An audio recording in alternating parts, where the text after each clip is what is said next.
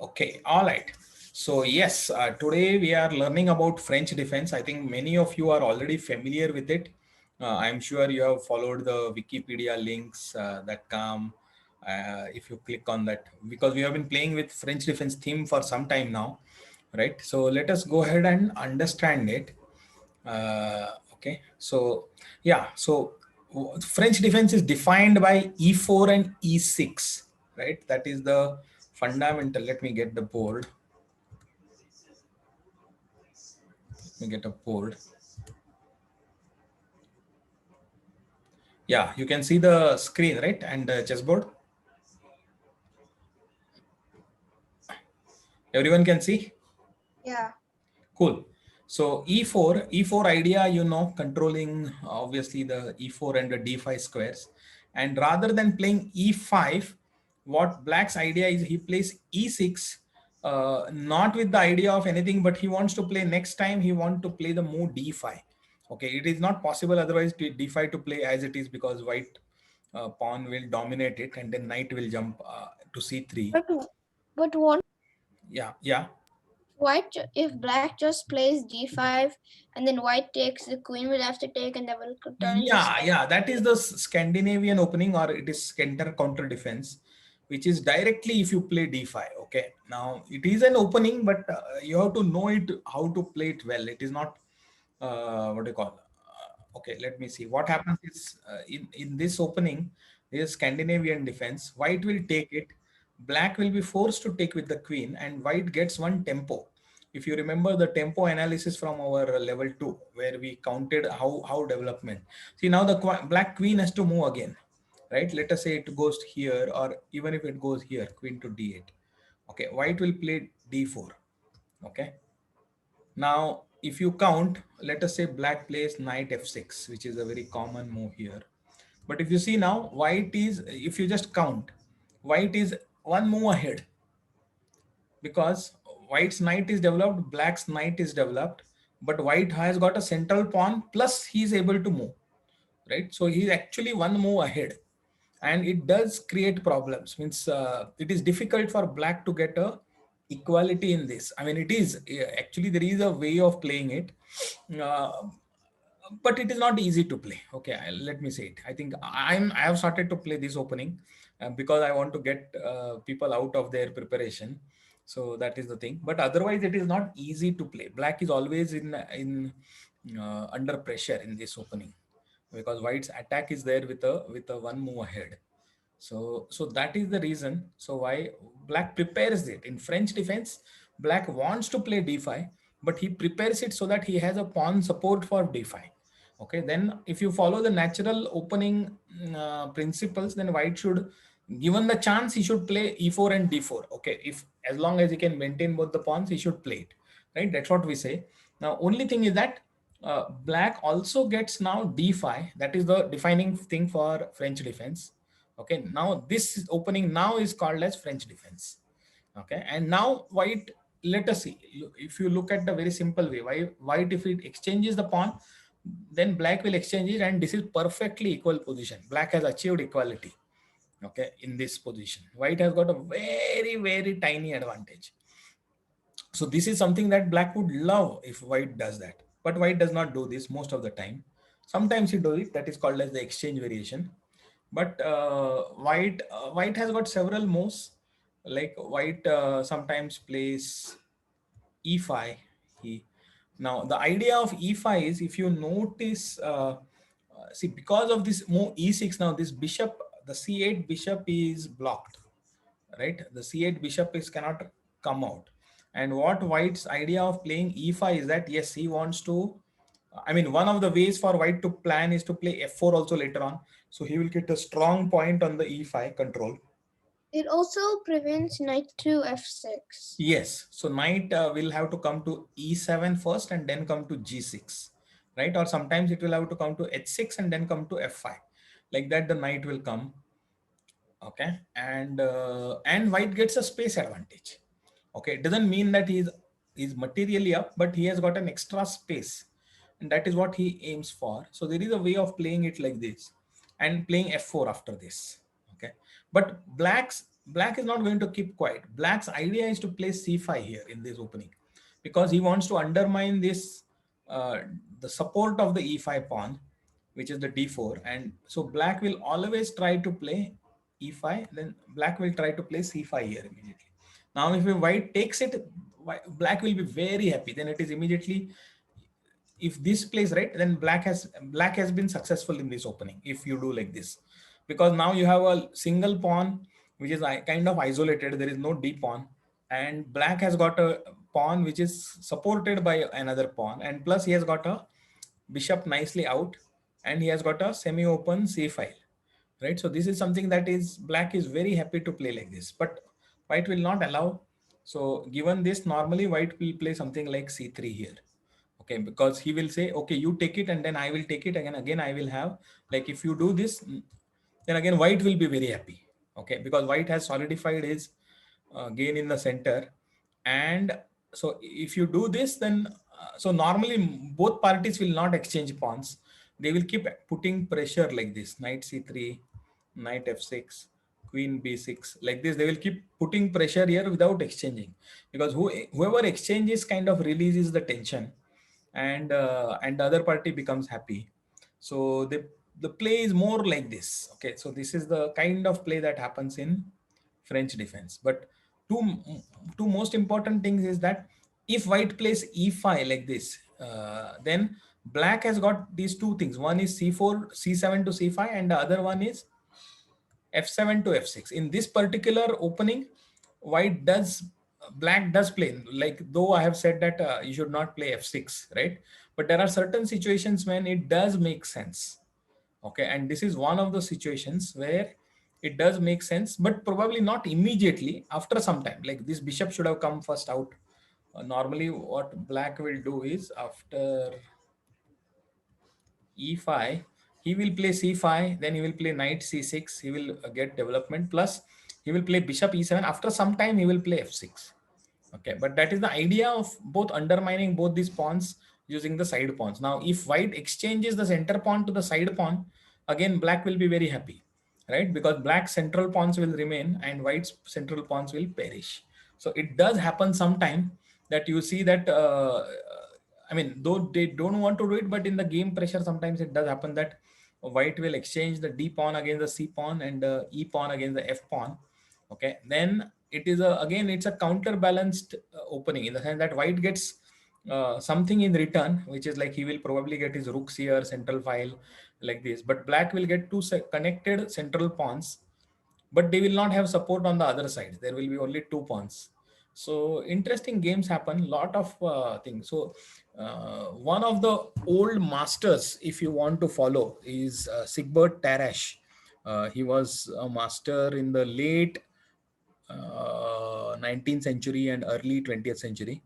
Dr. Sigbert Tarash, he was a medical doctor by profession, and he was also a top class world player. Never became world champion, but he was effectively like a number two, I believe, for a long time. So he has got some very interesting games from the black side on French defense, both from the white side and the black side. So if you want to follow some master games, the first thing that you should follow is the French defense games of Tarash. Okay. All right. So that is, let us go back and let us see now here what is the. See, there are a lot of variations in the French defense. Six or seven are very popular variations. So let us see. I think I have introduced some four of them in this handout. Okay. So, okay. So let us see, this McCutcheon variation is a very sharp variation. It starts with e4, e6, d4, d5, nc3, nf6, bg5, bb4. Let us see this. e4, e5, e4, e6, d4, d5, nc3. Not this. White does not want to exchange, because exchanging will simplify it. So white wants to keep the tension but keep developing. nc3, black wants to provoke the pawn e4 to e5. Okay, so black is not really afraid of e5. He's saying, okay, let us, you do it. But nc3, nf6. Now white doesn't want to immediately push it, the pawn to this one, see what that this happens, then knight will, black knight will simply shift here and prepare to play this move, okay, later on. C7 to c5, that is the idea of black. So no problem, black says, and then he will get his so black will be very happy to play bishop to e7 and then play c7 to c5, and if white captures, then he will capture it with the knight.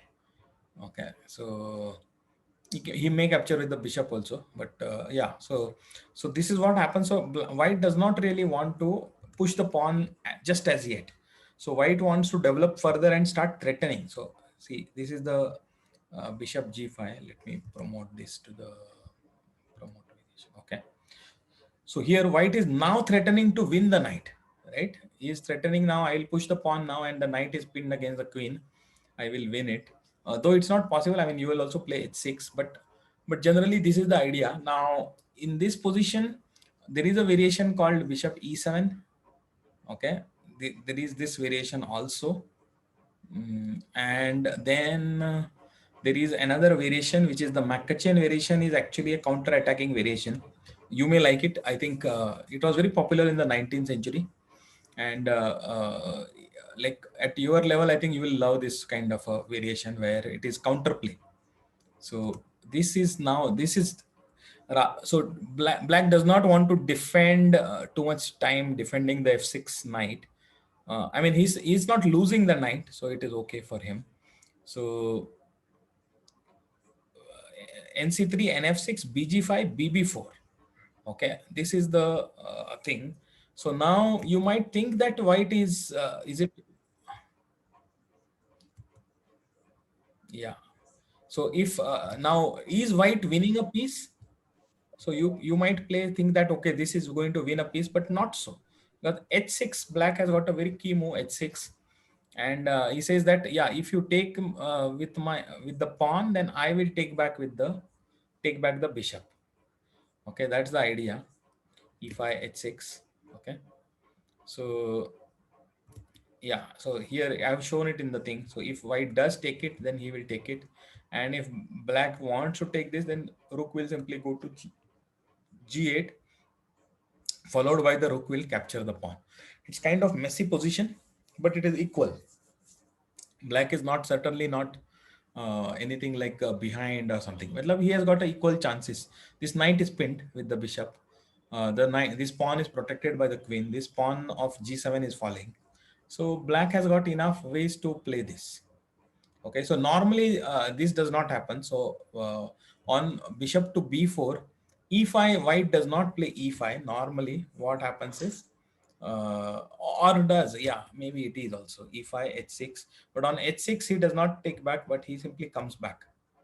Okay, and with the bishop, I mean, there are ways. I mean, this is not like exactly like this only you have to play, but I'm telling you this is a popular way of playing. And because white wants to protect the bishops, and because the idea is, see, bishop is still at a good square at d2, but the knight now has to move, right? Knight has to move because it is attacked by the pawn. So that is what is white is thinking here. So then let us see what happens. Bishop d2. Okay, he takes, bishop takes 3, and here white interestingly does not take back with the bishop. He takes it with the pawn. Okay, and now you might wonder why. The reason is threefold in this French defense, right? This pawn chain is something which is a very characteristic and solid way. So like why he does like this is that if you take it with the bishop, the knight will go back and knight out. Eventually black will play c5, and when he will exchange the pawn, now this pawn will become weak because it will not have another support, right? That is the idea. So instead, why, that is why white wants, for the d4 pawn also, he wants another pawn support. Okay, and then he wants to utilize the open, semi-open b file, and he wants to use this bishop for attacking along the king side. Those are the ideas why white takes it not with the bishop but with the b pawn. Okay, now let us see what happens. Then knight e4, queen g4. Yeah, I mean, this is a way of queen g4 g thing, and then g6, I believe, right? So this way the game goes on. It is like both sides. See, this knight is also very strong on e4 with the support of the d5 pawn.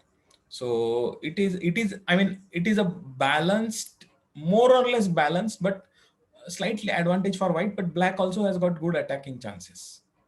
Okay, so that is what is the hallmark of the French defense. It is slightly unbalanced game, but gives good options for attack for both black also.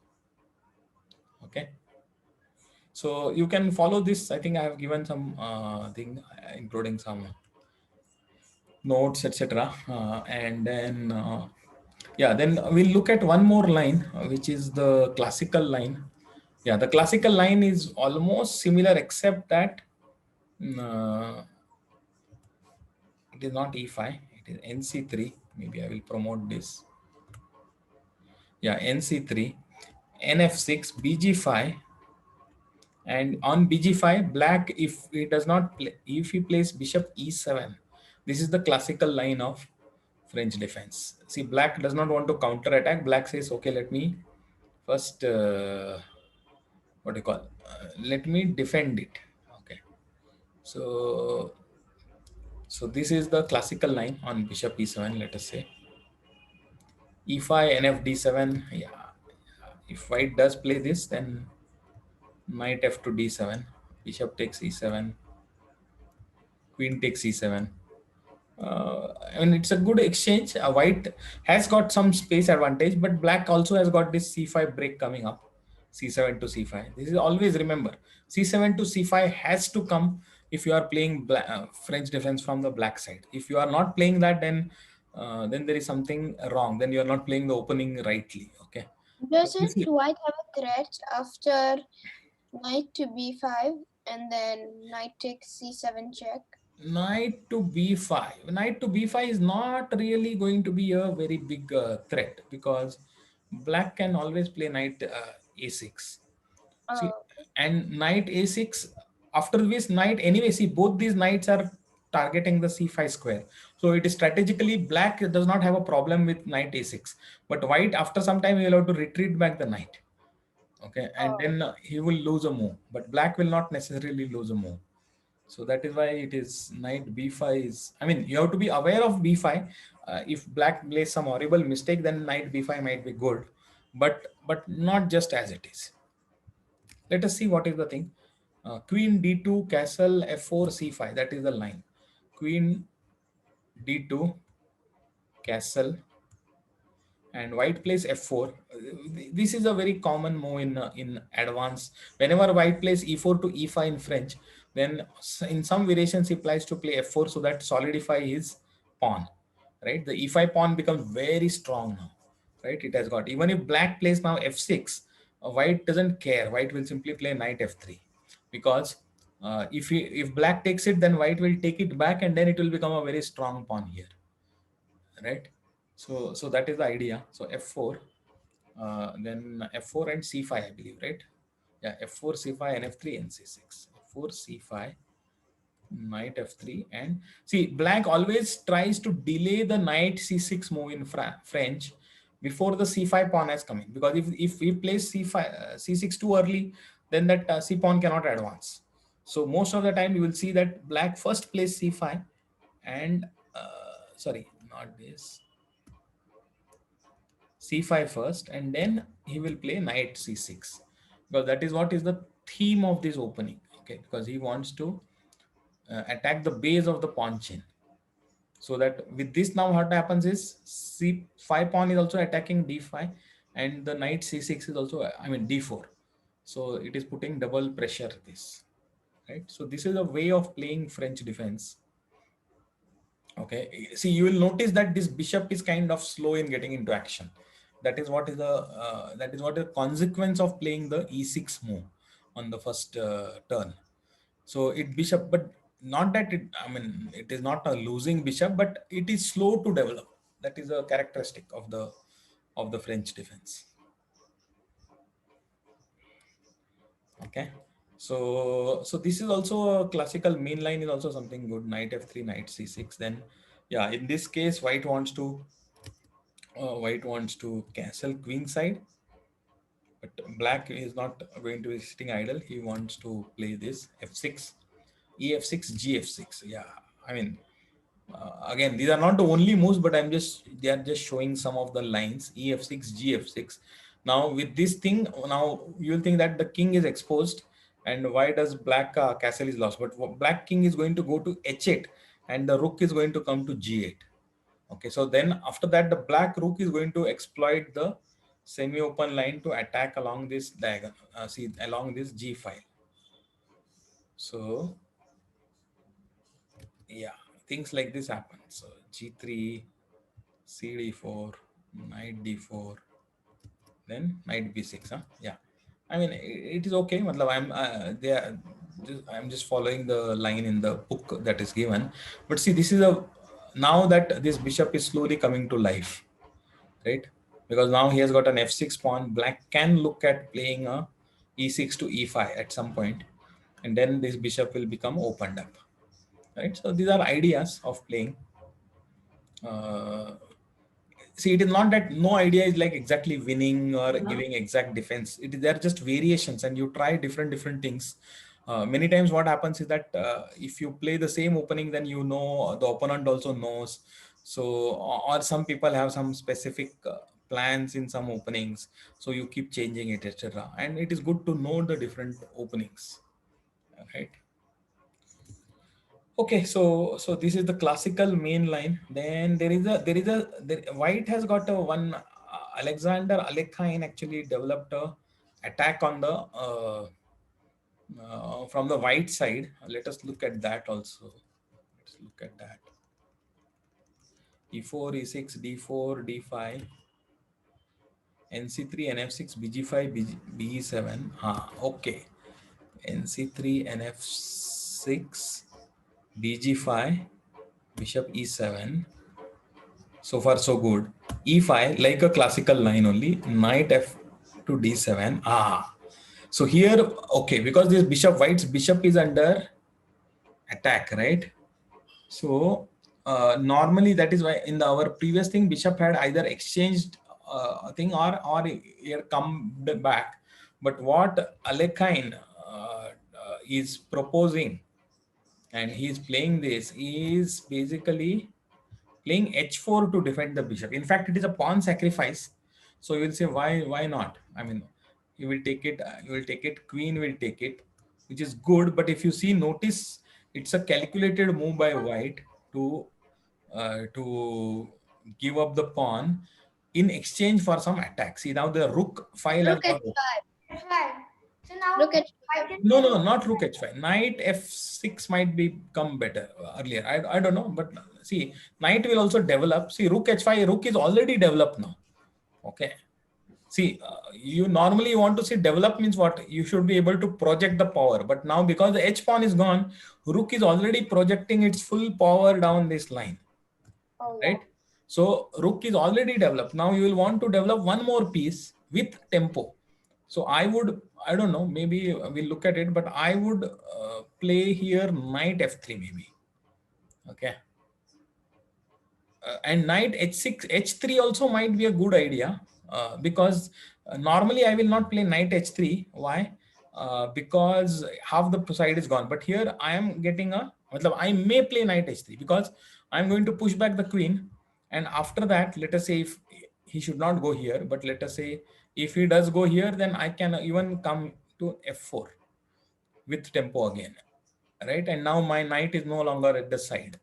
So there are either immediately or after one move or so. So there are ideas like this, and I'm not too much worried when playing knight h3 in French defense because this e6 pawn is blocking the bishop. So the bishop is never going to capture my knight like this and give a double pawn on the h file.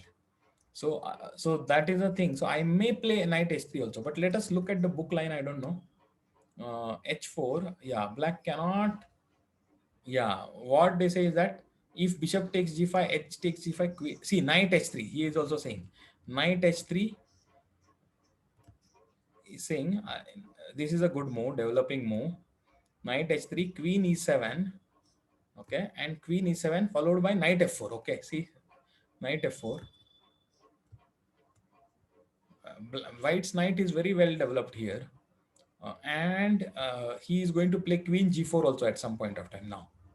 Okay, so this is a, I mean, black should be very careful before castling king side. His king might come under severe attack. Okay, in fact, it is a foolish idea to play king side castling for black in this position. He might get checkmated. Bishop is coming to d3. Now the bishop and the rook are going to attack this h7 square, plus queen is going to come in. E5 pawn here means that the knight, a very good defender on f6, is no longer at f6. So that allows the queen to come to either g4 or h5, right? So black would be, actually, I think black would be lost if he castles king side. So, or he will be under tremendous attack. So knight f4, knight f8, yeah. So what, see now here, black wants to rush back. He does not want to defend. I mean, he does not want to castle queen side. Rather, he wants to go back with the knight, and he wants to get the knight to g6. Okay. So that it is going to counter this knight on f4. That's the idea. So queen g4. If queen g4 now, knight will want to come to g6 now. Okay. So, but white has got a tremendous attack, right? So this is one. There are counter dotes to this, but this was an attack that was popularized by the third official world champion, Alekhine, right? Was it third? No, that was fourth world champion. Sir, isn't it a threat of white to play queen takes g7? Yeah, it is there. That's why, I mean, black has to play something. It is not like black has to play. So I don't You know what have to is. lose something. Yeah, After see, f6 is an option, but then there is something. So instead, what he's saying is that c5. Okay, so what is the black's idea? He's saying that, okay, you can play. I don't mind you playing. Is it? Let me see. I'm also surprised here. Let me move the.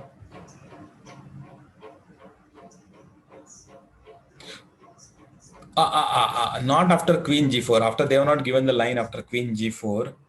What they have given is up to h4. Yeah, I mean, here it is obviously black has to play something like knight g6 here, but yeah, so it will be, yeah, I mean, it is a good attack for white. Okay, all right, let us look at the last line, which is the Burns variation, or it is also, there is another name also. Let me see, d4 d5.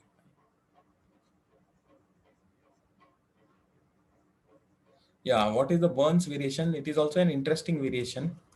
So e4, e6, d4, d5, nc3, nf6, bg5, and then there is a, yeah, this is an interesting variation. You think that it is, thing here, actually black plays e takes d4. Sorry, d takes e4.